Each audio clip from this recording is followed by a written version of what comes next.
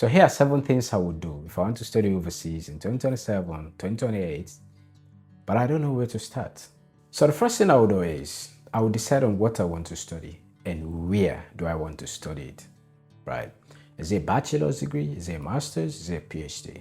If so, in what program exactly?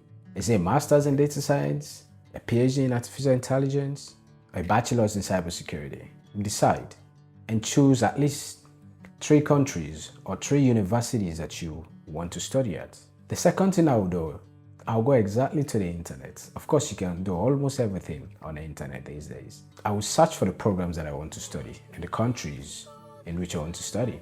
Let's take a master's in data science, for example. So you can just open your browser and type in your desired program. So for example, master's in data science in Atlanta, Georgia.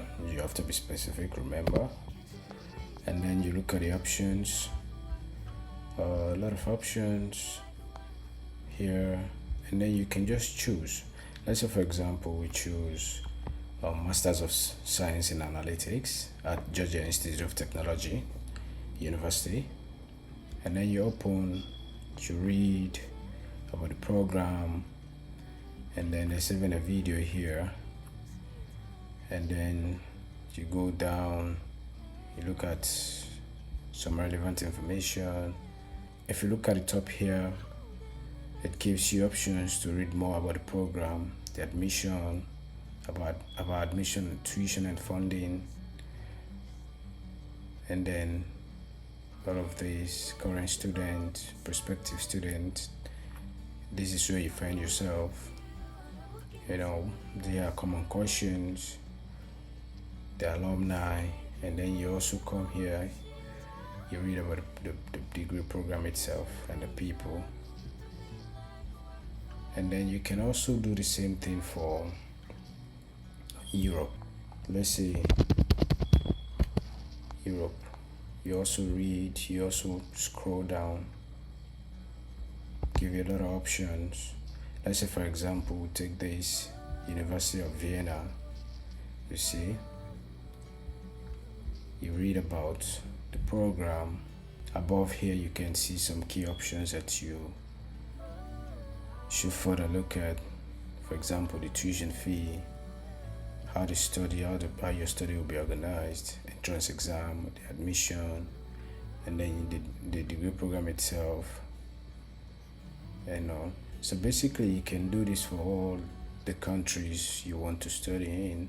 After I have identified at least 3 or 4 courses that I want to study and which universities I want to study them, then I'll go to step 3, where I will look at the admissions requirements and I'll pay attention to the following.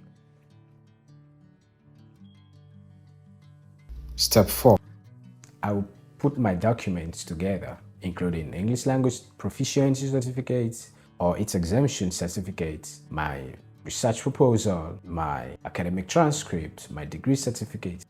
Every necessary document that will put me in a better position to get admitted. 5, I'll reach out to the coordinator of the program to seek more information. Sometimes some of the most important information are not readily available on the website of the program.